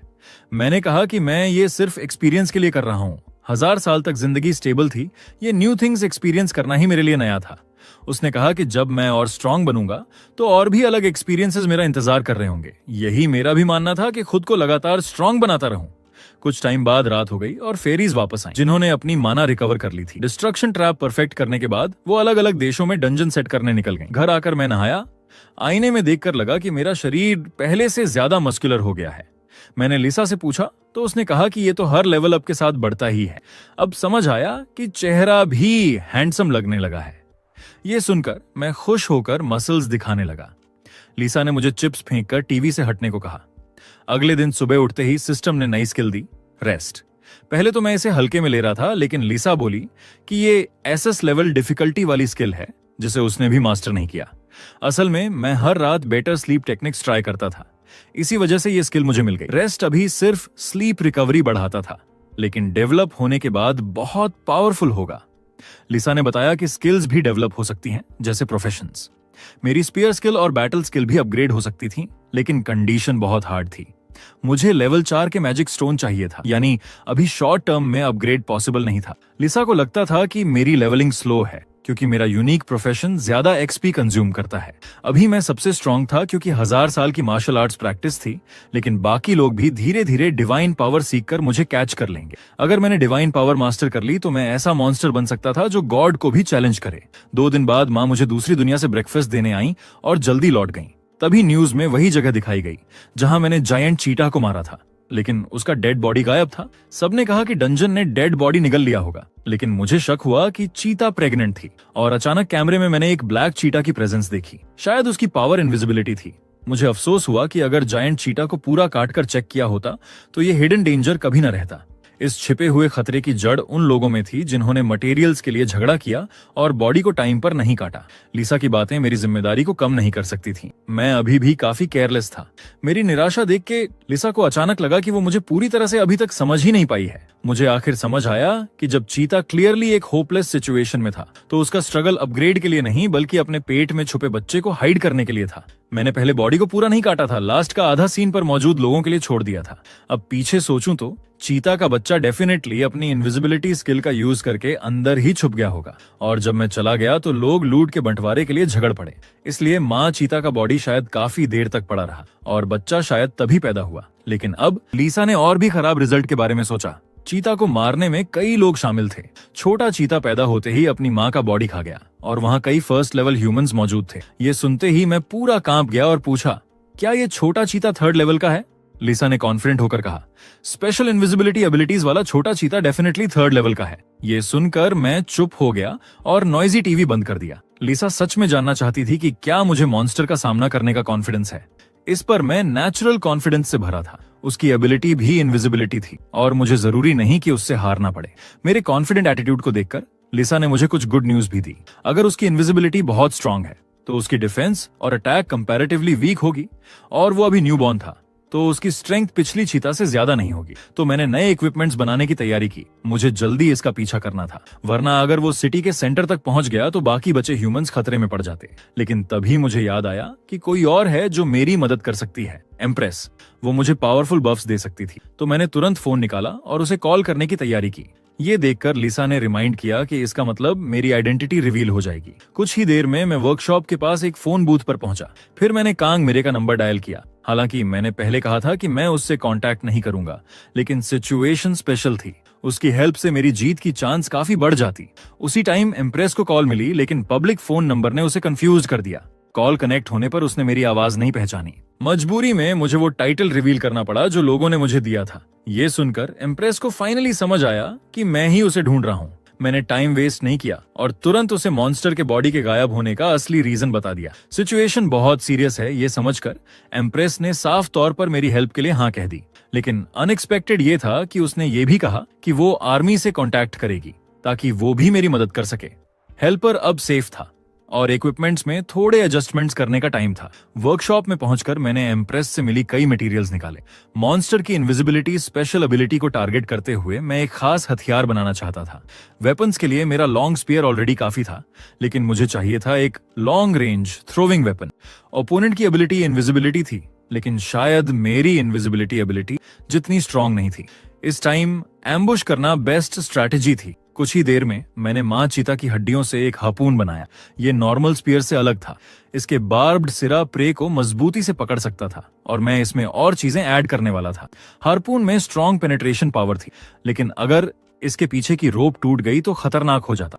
तो मैंने चीता की स्किन को रोप के रूप में यूज करने का डिसाइड किया। जल्द ही लिसा ने परफेक्टली तैयार किए हुए इक्विपमेंट्स देखे और डाउट किया कि क्या मैंने डिवाइन मैजिक का यूज किया। ये सुनकर मैं स्पीचलेस था। अगर मैंने डिवाइन पावर मास्टर कर ली होती तो मुझे इतनी मेहनत करने की जरूरत ही नहीं होती। मैं सीधा मॉन्स्टर की पिटाई करने चला जाता। आखिरकार कई घंटों बाद सब तैयार हो गया। जब लिसा ने देखा कि मैं मां चीता की हड्डियों से उसके बच्चे का शिकार करने जा रहा हूं, तो उसने महसूस किया कि मैं बहुत क्रूर हूं, लेकिन यह भी काफी नहीं था। तो मैंने एक हाई लेवल मैजिक स्टोन निकाला। ये देखकर लिसा ने तुरंत मुझे रोकने की कोशिश की। उसे अंदाजा भी नहीं था कि मैं एक हार्पून पर इतना बड़ा रिस्क लूंगा, लेकिन ये रिसोर्सेज का पूरा यूज था। अगर मैं छोटे चीता को नहीं मार पाया तो इस मैजिक स्टोन को रखने का कोई फायदा नहीं था। जल्द ही मैजिक स्टोन की पावर से लोडेड हार्पून ने स्ट्रॉन्ग एनर्जी रेडिएट करना शुरू किया। अब harpoon high grade unique level तक पहुंच गया था और उसकी सारी एट्रीब्यूट्स 20% बढ़ गई थी। ये इफेक्ट मेरी एक्सपेक्टेशन से डबल था। ये हाई लेवल मैजिक स्टोन की पावर ही होनी चाहिए। नए बने इक्विपमेंट्स लेकर मैं फिर से एम्प्रेस से कांटेक्ट करने के लिए फोन बूथ पहुंचा। वो पहले से ही स्क्वायर की तरफ जा रही थी। मैंने उसे तुरंत अंदर न जाने को कहा। मॉन्स्टर के पास इनविजिबिलिटी स्किल थी और केयरलेस एंट्री अटैक में बदल सकती थी। छोटा चीता उसी जगह के पास होना चाहिए जहां मां चीता मरी थी। वो बहुत पॉसिबल है कि अपनी मां का बदला लेने की तलाश में हो, तो मैंने एम्प्रेस को सावधान रहने के लिए कहा। आखिरकार मां चीता को हमने ही मारा था। फिर लिसा ने अचानक आगे व्हीकल्स देखे। कार में बैठी शख्स एम्प्रेस कैंग मेरे थी। हालांकि वो अभी भी मेरी पहचान नहीं जानती थी। एम्प्रेस ड्राइव करते हुए मेरी प्लान के बारे में पूछ रही थी। मेरी प्लान सिंपल थी, हार्पून का यूज करके उसे गिराना ताकि वो इनविजिबिलिटी एबिलिटी यूज न कर सके। मैं पहले इंसिडेंट साइट पर एंट्री करूंगा। जल्द ही लिसा को भी फील हुआ कि छोटा चीता पास ही है। ऐसा लग रहा था कि उसने अभी तक मेरे अराइवल को नोटिस नहीं किया, जिससे एम्बुश करना और इजी हो गया। फिर मैंने हार्पून के दूसरे एंड को जमीन में मजबूती से फिक्स कर दिया। अब मुझे बस छोटे चीता के आने का वेट करना था। उसकी एनर्जी मेरी और लिसा की परसेप्शन से बच नहीं सकती थी। कुछ ही देर में एक अजीब ठंडी एनर्जी धीरे धीरे फैलने लगी। उस पल मेरे बगल में छोटा चीता खड़ा था, लेकिन उसने मुझे नोटिस नहीं किया था। वो अपनी इनविजिबिलिटी एबिलिटी पर बहुत ज्यादा कॉन्फिडेंट था। उसे नहीं पता था कि लिसा और मैं पहले ही उसे लॉक कर चुके हैं और इनविजिबिलिटी स्टेट में मेरे पैसिव ने हर एक को 10% डैमेज बोनस दे दिया। अगले ही पल मैंने अचानक हार्पून फेंका। स्पीड से उड़ता हुआ हार्पून सीधा वार करने की इच्छा लेकर आया और फिर उसने छोटे चीता के शरीर को जोरदार तरीके से हिट किया। इस अचानक अटैक ने चीता को दर्द से चीखने पर मजबूर कर दिया, लेकिन असली दर्द तो अभी बाकी था। मेरे हमलों में एक्स्ट्रा डैमेज था, लेकिन फिर भी हार्पून ने चीता के शरीर का सिर्फ आधा हिस्सा ही छेदा।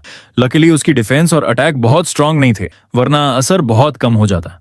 दर्द से तड़पते हुए चीता अब गुस्से में मुझे घूरने लगा। लिसा ने तुरंत मुझे वार्न किया और मैंने तुरंत रिएक्ट किया। तभी मॉन्स्टर का अटैक मेरी ओर मुड़ा। उसकी स्पीड अनबिलीवेबल थी, लेकिन मैं किसी तरह इस वार से बच गया। जैसे ही चीता पीछा करने की तैयारी करने लगा, मेरे फेंके गए हार्पून ने आखिरकार अपना असली काम करना शुरू किया। चीता को महसूस हुआ कि वो आगे नहीं बढ़ पा रहा है, क्योंकि पीछे से हार्पून की रोप ने उसे जकड़ रखा था। उसके शरीर में फंसे बार्ब्स उसे और भी दर्द दे रहे थे। रोप मेरी उम्मीद से कहीं ज्यादा स्ट्रांग थी। अब मुझे बस यही करना था कि बचे हुए हार्पून से उस पर लगातार अटैक करता रहूं और ये बैटल लगभग जीत ली जाएगी। अगले ही पल मैंने तुरंत दूसरा हार्पून उठाया। चीता के दर्द से डिस्ट्रैक्ट होने का फायदा उठाते हुए मैंने अचानक उसे भी फेंक दिया और यह हार्पून भी चीता के फ्लैश को चीर गया। उसकी टेरिफाइंग चीख सुनकर मेरा मन हुआ कि सारे हार्पून इस्तेमाल करके इसे खत्म कर दूं, लेकिन तभी मुझे क्राइसिस का एहसास हुआ। वो दर्द झेलकर भी मुझ पर टूट पड़ा। मैंने दोनों हाथ उठाकर इस अटैक को ब्लॉक किया। एक पल में मेरे ग्लव्स टूटकर चकनाचूर हो गए। इस जबरदस्त इम्पैक्ट ने मुझे कई मीटर पीछे धकेल दिया, लेकिन मुझे सबसे ज्यादा दुख इस बात का हुआ कि उन ग्लव्स में लगी मेरी बनाई स्पेशल बोन ब्लेड अब टुकड़ों में बिखर गई थी। हालांकि मेरी आर्म सेफ थी, अब उन्हें बाद में रिपेयर करना होगा। ये देखकर लीसा भी शॉक्ड रह गई। उसे उम्मीद नहीं थी कि वो ग्लव्स सच में काम करेंगे। तभी चीता ने अपने पंजे घुमाए और उनसे निकला एक शार्प एनर्जी ब्लड ब्लेड। मैं तुरंत जंप करके उस अटैक से दूर हो गया, लेकिन ब्लड ब्लेड की डिस्ट्रक्टिव पावर देखकर मैं और लीसा दोनों दंग रह गए। होश में आते ही लीसा बोली कि यही उसकी एबिलिटी है। उसका यह अटैक मुझे भी सरप्राइज कर गया। मुझे उम्मीद ही नहीं थी कि इसके पास लॉन्ग रेंज कैपेबिलिटी होगी, लेकिन यही तो लेवल 3 वाले मॉन्स्टर की स्ट्रेंथ होती है। अब चीता की मूवमेंट में थोड़ी स्लोनेस साफ दिखाई दे रही थी। लगातार वायलेंट एक्शन से उसके घावों से ब्लीडिंग हो रही थी। जितना वो स्ट्रगल करता उतनी ही उसकी चोटें और बढ़ रही थीं। लग रहा था कि छोटा चीता अब हालात समझ चुका था। अगले ही पल उसने अपने मुंह से हारपून की रोप काट डाली। ये देखकर लीसा ने तुरंत मुझे वार्न किया कि अगर मैंने अभी एक्शन नहीं लिया तो वो सारी रस्सियां तोड़ देगा। मैंने जल्दी से आयरन पोस्ट उठाया और हारपून को ग्राउंड में फिक्स कर दिया। पहले तो मैं सोचता था कि मॉन्स्टर्स में कोई इंटेलिजेंस नहीं होती, लेकिन अब साफ था कि जब ये हायर लेवल तक पहुंचते हैं तो स्ट्रेंथ और इंटेलिजेंस दोनों में बहुत सुधार हो जाता है। मैंने फिर हारपून उठाया, तैयार कि उसकी मूवमेंट को ब्लॉक कर सकूं। छोटे चीता ने भी बिना हिचक दूसरा ब्लड ब्लेड छोड़ा, लेकिन मैं फिर भी उससे बच निकला। फिर मैंने पूरी फोर्स से हारपून फेंका। इस बार मेरा टारगेट था उसका पंजा। उसके शरीर में पहले से ही 3 हारपून धंसे हुए थे और अब पंजे में फंसा हारपून उसे अटैक करने से रोक रहा था। चीता पागलों की तरह चीख उठा। लीसा ने मेरे थ्रोइंग स्किल की प्रेज की। उसकी यह रेयर प्रशंसा सुनकर मैं खुश हो गया, लेकिन अभी भी लापरवाह नहीं हो सकता था। छोटे चीता को इतनी आसानी से मारना पॉसिबल नहीं था। तभी पीछे से लाउड नॉइज आई। वो थी एम्प्रेस कांगमिरे। वह अब अपने सोल्जर्स के साथ पहुंच चुकी थी। सामने जूझते मॉन्स्टर को देखकर उसने तुरंत अटैक शुरू किया। उसकी हथेलियों में इलेक्ट्रिक एनर्जी चमकने लगी। उसने पूरी स्ट्रेंथ से अपनी पावर रिलीज की। इस बार की बिजली पिछली बार से कई गुना ज्यादा पावरफुल थी। उसका वार छोटे चीता पर बहुत हैवी पड़ा और अब उनकी कार भी आकर मेरे सामने रुकी। कार से उतरकर एम्प्रेस ने सरप्राइज होकर देखा कि मैंने वाकई मॉन्स्टर को कैप्चर कर रखा है। उसके आने से मैं बेहद एक्साइटेड हो गया। वो बिल्कुल राइट टाइम पर आई थी। मैंने तुरंत उसके साथ स्ट्रेटेजी पर डिस्कस किया। मेरी प्लान थी कि एम्प्रेस इलेक्ट्रिक अटैक करके मेरे वॉर का साथ दे। एम्प्रेस की स्ट्रेंथ तेजी से बढ़ती जा रही थी। साफ था कि उसकी असली आइडेंटिटी बहुत इंपॉर्टेंट है, लेकिन यही तो बेस्ट था। जितनी वो स्ट्रांग होगी, शिकार उतना ही ईजी होगा। चीता ने उसके अटैक का सामना किया, लेकिन अब उसका शेक करता बॉडी उसकी वीकनेस दिखा रहा था और अब असली हंटिंग बैटल शुरू हो चुकी थी। मैंने फिर से हारपून पोस्ट को ग्राउंड में ठोंक दिया। छोटा चीता अभी अभी एम्प्रेस की बिजली से पैरालाइज हुआ था। उसके शरीर में पहले से ही 3 हारपून धंसे हुए थे। अब वो कहीं नहीं जा सकता था। मैंने पूरी फोर्स से अगला हारपून फेंका। इस बार उसका दूसरा पंजा टारगेट बना। छोटा चीता बहुत पावरफुल था। मुझे डर था कि पोस्ट टूट सकते हैं, इसलिए मैं कोई चांस नहीं लेना चाहता था। मैंने एम्प्रेस से उसकी कंडीशन पूछी। उसने कहा कि अभी तुरंत बिजली गिरा सकती है, लेकिन अगर 2 मिनट और रुके तो उसका अटैक और भी स्ट्रांग होगा। मैंने उससे कहा कि 2 मिनट में वार करे, तब तक मैं इस मॉन्स्टर को उलझाए रखूंगा। चीता लगातार अटैक झेलकर भी खड़ा रहने की कोशिश कर रहा था। लीसा और मैं समझ गए थे कि उसकी स्टेमिना अभी पूरी तरह खत्म नहीं हुई है। मैंने फिर हारपून उठाया और अगले ही पल अटैक किया। चीता दर्द से ग्रोंड करने लगा, लेकिन पंजों में दर्द होने के बावजूद उसने फिर कई ब्लड ब्लेड छोड़े। मुझे लगा उसका टारगेट मैं हूँ, लेकिन उन अटैक्स ने आसपास की बिल्डिंग्स और ग्राउंड को हिट किया। जैसे ही मैं सोच रहा था कि वो ऐसा क्यों कर रहा है, तभी ग्राउंड स्ट्रांगली शेक करने लगी। ये उसकी दूसरी एबिलिटी थी, मिनरलाइजेशन। ये देखकर एम्प्रेस ने उसकी पावर रोकने की तैयारी की, लेकिन छोटे चीता ने तुरंत इलेक्ट्रिक फोर्स को भांप लिया और कार पर पागलों की तरह टूट पड़ा। उसके अटैक इतने वायलेंट थे कि एम्प्रेस ब्लॉक हो गई और वो चीता को टारगेट नहीं बना सकी। फिर चीता और भी क्रूर हो गया। उसने जबरदस्ती अपना पैर हारपून से खींच लिया, चाहे उसका शरीर फट क्यों न जाए। उसकी इस रूथलेसनेस ने मुझे हिला दिया, लेकिन मेरी किल करने की चाह और भी स्ट्रांग हो गई। अब उसका पैर फ्री हो चुका था, लेकिन मुझे एम्प्रेस की बिजली से उसके पैरालाइज होने का इंतजार करना था। मैं तुरंत एम्प्रेस की कार की रूह पर कूद गया और पूछा कि क्या उसके पास कोई और हथियार है। तभी पास खड़े सोल्जर ने गन निकालकर पूछा, क्या ये काम करेगी? ये देखकर मैं और एम्प्रेस दोनों साइलेंट हो गए, लेकिन इस टाइम गन बेस्ट ऑप्शन था। मैंने एम्प्रेस से गन मांगी। गन लेकर मैं स्पीड से चीता की ओर भागा। छोटे चीता की सर्वाइवल इंस्टिंक्ट बेहद स्ट्रांग थी। उसका पागलपन बता रहा था कि क्लोज कॉम्बैट बहुत रिस्की है। हारपून को पकड़ने वाले पोस्ट भी अब ज्यादा देर तक नहीं टिकेंगे, क्योंकि उसके मिनरलाइजेशन स्किल ने मिट्टी को ढीला कर दिया था। यही सोचते हुए चीता पहले ही एक पोस्ट से फ्री हो चुका था। रोप अभी भी स्ट्रांग थी, लेकिन बिना हारपून के टूट नहीं सकती थी। पास खड़ी एम्प्रेस बेचैन नजर आ रही थी, लेकिन उसके पावर पावरफुल इलेक्ट्रिक अटैक में अभी भी 1 मिनट बाकी था। छोटा चीता तेजी से पागल होता जा रहा था और लगातार अपने मिनरलाइजेशन स्किल को एक्टिवेट कर रहा था। मुझे डर था कि ये पूरी तरह से फ्री हो जाएगा, इसलिए मैंने तुरंत हाथ में गन उठा ली। फिर मैंने उस पर एम किया और बुलेट्स की बारिश कर दी। अनएक्सपेक्टेडली मेरी छोड़ी हुई बुलेट्स ने सच में चीता की आईज को इंजर कर दिया। ये मेरे शूटिंग स्किल के मैक्स लेवल पर पहुंचने की वजह से था। कार में एम्प्रेस भी शॉक्ड रह गई। उसे यहां तक डाउट हुआ कि मेरी गन एनहांस्ड है, क्योंकि लेवल 3 मॉन्स्टर्स नॉर्मली किसी भी कंडीशन में गन से हंट नहीं होते। वन पॉसिबिलिटी ये थी कि मेरी टेक्निक ने फायर आर्म को उसकी लिमिट से आगे पुश कर दिया था, लेकिन जल्द ही मेरी फायर पावर छोटे चीते को दबा नहीं पाई और मैंने एम्प्रेस को अर्जेंटली बुलाया। उसने तुरंत जवाब दिया, बस 7 सेकंड और मैं पावरफुल लाइटनिंग अटैक लॉन्च कर सकती हूँ। उसी पल छोटा चीता सभी हारपून से सक्सेसफुली फ्री हो गया, लेकिन मैंने तुरंत गन फेंक दी। फिर एक हारपून उठाया और चीता पर जोरदार स्ट्राइक मारा। शार्प पेन ने इसे रिस्पॉन्स देने में हेल्पलेस बना दिया और एम्प्रेस का अटैक फाइनली फुल चार्ज हो गया। अगले ही पल बिजली उसकी फिंगर से फट पड़ी और फिर टेरिफाइंग लाइटनिंग चीता के सर पर गिर गई। एक ही पल में मॉन्स्टर पूरी तरह से थंडर में घिर गया। एम्प्रेस लगातार बिजली जनरेट करती रही, लेकिन डाइंग चीता फिर भी एम्प्रेस को मारने की कोशिश कर रहा था। फ्री होने के बाद चीता ने तुरंत अपनी इनविजिबिलिटी एबिलिटी एक्टिवेट कर ली। इससे एम्प्रेस को बिल्कुल अंदाजा नहीं था कि वो कहां से अटैक करेगा, लेकिन इससे पहले कि चीता एम्प्रेस पर हिट कर पाता, मैं ऑलरेडी उसके सिर के ऊपर पहुंच चुका था। नेक्स्ट मोमेंट मेरे हाथ में हारपून ने जोरदार तरीके से उसकी स्कल को पियर्स कर दिया। अपनी लास्ट सांस लेते हुए छोटा चीता फाइनली जमीन पर गिर पड़ा। खतरा टल जाने के बाद एम्प्रेस क्यूरियस थी कि मैंने चीता को कैसे डिटेक्ट किया, लेकिन मैंने रिप्लाई नहीं किया, बल्कि अनगिनत रोप्स का यूज करके चीते को बांध दिया। लीसा को समझ नहीं आया कि मैंने मॉन्स्टर को तुरंत क्यों नहीं मारा। इसे देखकर मैंने उसे एक्सप्लेन किया कि मैं सब कुछ अकेले नहीं रख सकता था।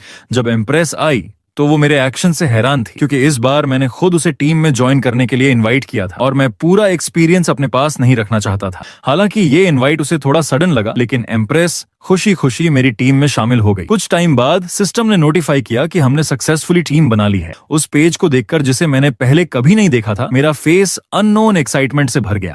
एम्प्रेस मुझे इतना खुश देखकर कंफ्यूज थी, लेकिन जब उसने पूछा कि क्या ये मेरी फर्स्ट टाइम टीम बनाना था, तो मैं तुरंत काल्म हो गया और एक्सक्यूजेस देने लगा।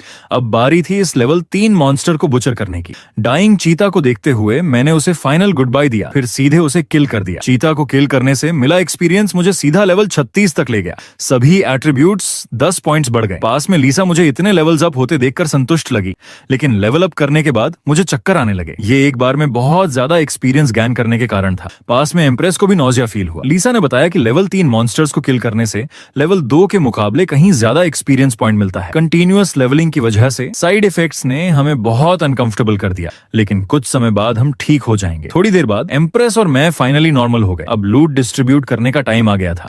मैं ओरिजिनली इंटैक्ट चीते की स्किन का यूज आर्मर को रीमेक करने के लिए करना चाहता था, लेकिन स्किन अब परफेक्ट इक्विपमेंट नहीं बना सकती थी। हालांकि स्किन लूज होना सैड था, लेकिन अगर मुझे एक मैजिक स्टोन मिल जाए तो वो काफी बड़ा कॉम्पेंसेशन होता। मॉन्स्टर्स की 100% मैजिक स्टोन ड्रॉप रेट नहीं होती और लेवल जितना हाई होता है, स्टोन कंडेंस होने की प्रायिकता उतनी ही कम होती है। चीते की स्किन काटने के बाद मैं अंदर पहुंचा और सर्च करने लगा। कुछ टाइम बाद मुझे कुछ फील हुआ और मैंने उसे बाहर निकाला। मेरे हाथ में जो ग्लो कर रहा था वो एक लेवल 3 मैजिक स्टोन था। इसका मतलब था कि मैं स्किल एवोल्यूशन से सिर्फ 2 कंडीशंस दूर था। लेकिन अब जबकि मैं एम्प्रेस के साथ टीम में था, तो मैजिक स्टोन उसका भी हिस्सा होना चाहिए था। ये देखकर एम्प्रेस ने कहा कि उसका कंट्रीब्यूशन इतना बड़ा नहीं था, लेकिन मैंने कहा तुम्हारे बिना मैं किल अचीव नहीं कर सकता था। मेरी बात सुनकर एम्प्रेस बहुत खुश लगी। उसे उम्मीद नहीं थी कि लूट में उसे मेरी रिकॉग्निशन मिलेगी। उसने भी कंट्रीब्यूशन के हिसाब से डिस्ट्रीब्यूशन किया। उसने देखा कि मुझे सच में मैजिक स्टोन की जरूरत है। फिर उसने खुद कहा कि स्टोन को शेयर करने की जरूरत नहीं, बस मैं मॉन्स्टर के बुचर्ड रिमेन्स का हाफ हिस्सा उसे दे दूं। मेरे सरप्राइज फेस को देखकर एम्प्रेस ने एक प्रॉपर एक्सप्लेनेशन दिया। उसने कहा, आज की दुनिया में बुचर और ब्लैकस्मिथ स्किल्स वाले लोग सबसे पॉपुलर हैं।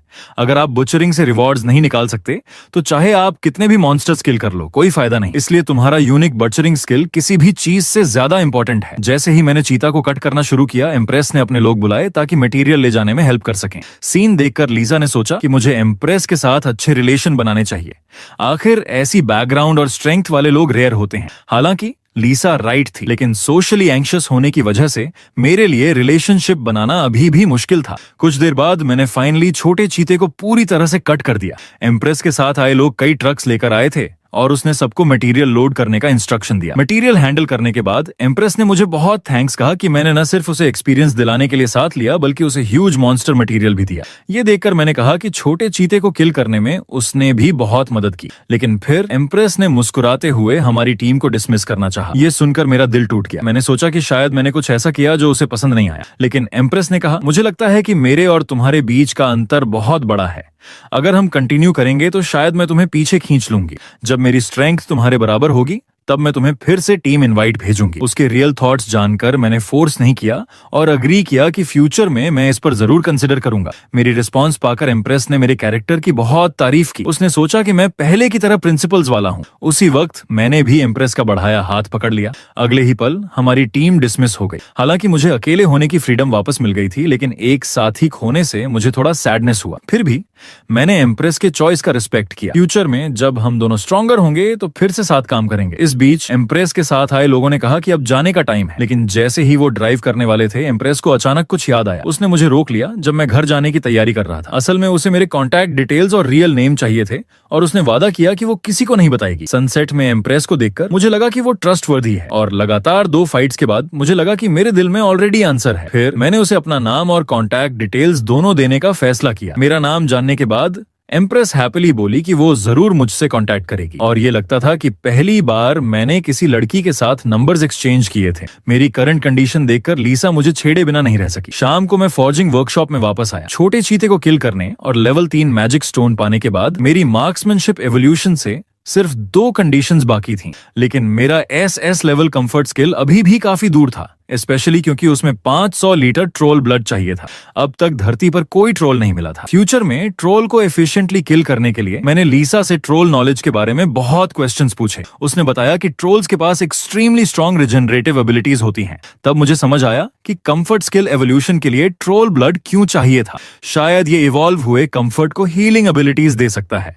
मेरे अंदाजे को लीसा ने कंफर्म किया और मेरी कंफर्ट स्किल के लिए एंटिसिपेशन और भी बढ़ गई। नेक्स्ट, मुझे अपने स्पीयर को फिर से स्ट्रेंथन करने की जरूरत थी, वरना ये आने वाले मॉन्स्टर्स पर इफेक्टिव नहीं होगा। मैं चाहता था कि लीसा डंजन बनाने में यूज किए जाने वाले कुछ मैजिक स्टोन्स मेरे साथ शेयर करे, लेकिन उसने मना कर दिया क्योंकि अनयूज्ड मटेरियल्स हेवन द्वारा रिकॉल हो जाते हैं। मैजिक स्टोन अपग्रेड के बिना मैंने पहले बाकी मटेरियल्स हैंडल करने की सोची, लेकिन मॉन्स्टर का मीट अभी भी टॉक्सिन से भरा लग रहा था और मुझे नहीं पता था इसे कैसे सॉल्व करूं जब तक कि मुझे तुरंत पॉइजन रेजिस्टेंस ना मिल जाए। तभी अचानक हाई टेम्परेचर ने मेरा हाथ जला दिया और मॉन्स्टर का मीट नीचे गिर गया। मुझे उम्मीद नहीं थी कि इटर्नल फ्लेम एक्चुअली मॉन्स्टर का मीट खाना पसंद करती है। पॉइजन रेजिस्टेंस हासिल करने के बाद मैं खुद इसका टेस्ट लेना चाहता था, लेकिन लीसा को लगा कि मॉन्स्टर का मीट अब तक रॉटन हो चुका होता है। हालांकि फ्लेम द्वारा रिफाइंड मीट देखकर मुझे अजीब फील हुआ। फिर इटर्नल फ्लेम के अंदर के मीट पीसेस चेंज होने लगे। जैसा मैंने सोचा था वैसा चारकोल नहीं बना। फ्लेम द्वारा रिफाइन होने के बाद जो सामने आया उसने मुझे हैरान कर दिया। रिफाइंड मीट इलास्टिक और टफ हो गया। मेरे एक्साइटेड फेस को देखकर लीसा क्यूरियस थी कि मैं इसके साथ क्या करने की प्लान कर रहा हूं। मैंने मीट को हैमर से मारते हुए उसे अपने प्लान्स बताए। ये इटर्नल फ्लेम द्वारा रिफाइन हुआ था, इसलिए इसमें हाई फायर रेजिस्टेंस होना चाहिए। अगर मैं इससे स्लिंग शॉट जैसी कोई चीज बनाऊं तो ये श्योरली इफेक्टिव होगी। फिर मैंने बड़ी मात्रा में मीट फ्लेम में डाल दिया।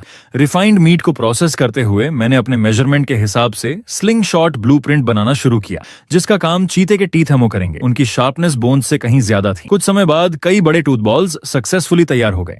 कई घंटों बाद मेरे लिए सबसे ज्यादा जरूरी स्लिंग शॉट गन भी रेडी हो गई। अनफॉर्चुनेटली मैं इस पर अपग्रेड यूज नहीं कर सका। स्लिंग शॉट बेसिकली कंप्लीट था और रिफाइंड मीट बेस्ट स्ट्रिंग साबित हुआ। ये नया वेपन डेफिनेटली लेथल होगा। बस एक कमी थी कि इसका यूज करना काफी मुश्किल था, क्योंकि सिर्फ एमो लोड करना ही मेरे लिए बहुत परेशान करने वाला था।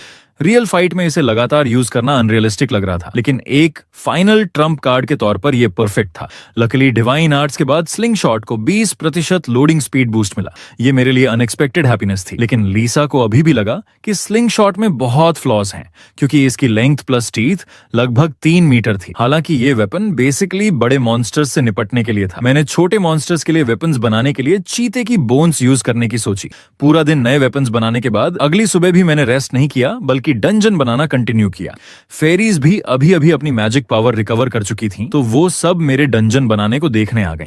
अब लीसा के पास मेरे बनाए हुए 17 डंजन्स थे। मेरे ट्रैप्स का इफेक्ट देखकर उसने बताया कि मुझे सिर्फ 8 और बनाने की जरूरत है, क्योंकि फेरी रिकॉर्ड से पता चला कि चाहे ड्यूनेंस कितने भी अच्छे क्यों ना हो, उनकी लिमिट होती है। अगर सारे मॉन्स्टर्स ड्यूनेंस में अट्रैक्ट हो गए तो एक्स्ट्रा ट्रैप्स डिवाइन पावर से क्लैश करेंगे, जिससे धरती पर अनप्रेसिडेंटेड पावरफुल मॉन्स्टर्स अपीयर होंगे। फिर वो डंजन्स के जरिए और स्ट्रॉन्गर बनेंगे। मैं पूरी तरह से शॉक्ड रह गया। अगर फेरी लेवल या उससे ऊपर के मॉन्स्टर्स अपीयर हुए तो शायद धरती का एग्जिस्टेंस ही खत्म हो जाए। यही रीजन था कि लीसा ने कहा कि मुझे सिर्फ 8 और डंजन्स बनाने की जरूरत है। लेकिन पास के मेल फेरी हिल थोड़े इम्पेशेंट लग रहे थे, क्योंकि धरती पर बहुत अनएक्सपेक्टेड ट्रबल्स आ रही थीं, और उनकी नजर में इन सारी परेशानियों में सबसे ज्यादा ट्रबल मेकर मैं ही था। एंजल हिल चाहता था कि लीसा फ्यूचर में मुझे डिसिप्लिन करे, लेकिन लीसा ने उसका विरोध किया, क्योंकि उसे गॉड ने मेरी मदद करने के लिए भेजा था, डिसिप्लिन करने के लिए नहीं। और उसके पास ये डिसाइड करने का और भी कम हक था कि मैं क्या करूं। ये सुनकर हिल खुद को रोक नहीं पाया और लीसा का मजाक उड़ाने लगा, ये सोचकर कि वो बहुत जिद्दी है। जैसे ही उसने ये बोला, डिवाइन पावर धीरे धीरे लीसा के हाथों में इकट्ठा होने लगी। अगले ही पल डिवाइन पावर की एक लाइट सोर्ड उसके हाथ में अपीयर हुई। लीसा ने अचानक अपनी तलवार हिल की तरफ मोड़ दी। क्लियरली उसे किसी का इंटरफेरेंस बिल्कुल पसंद नहीं था।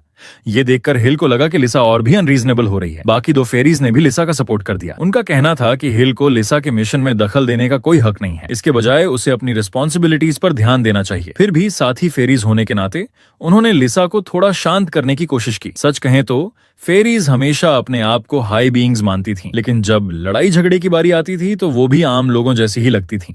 लीसा को ऐसे गुस्से में देखकर मुझे लगा कि शायद हम दोनों के बीच इतना बड़ा फर्क नहीं है जितना मैंने सोचा था। खैर, मैटर सेटल होने के बाद वो सब फिर से ट्रैप्स लगाने निकल पड़ी। हमेशा की तरह लिसा मेरे सिर पर कंफर्टेबली बैठी रही।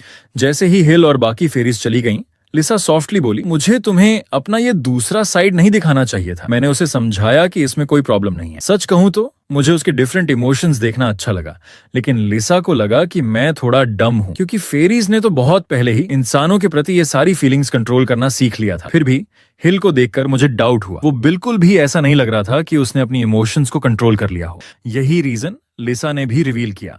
असल में हिल मुझसे जेलस था। मेरी स्किल्स और टैलेंट से वो इनसिक्योर फील कर रहा था और वो अपनी इनर इमोशंस दबा नहीं पा रहा था। ये सुनकर मैं थोड़ी देर के लिए स्टन्ड रह गया। तो क्या फेरीज की नजर में अब मैं नॉर्मल इंसान नहीं रहा? लेकिन फिर मैंने खुद को समझाया कि शायद लिसा थोड़ी ज्यादा ओवर एस्टिमेट कर रही है। फिर भी लिसा ने धीरे से कहा, तुम खुद को बहुत अंडर एस्टिमेट करते हो।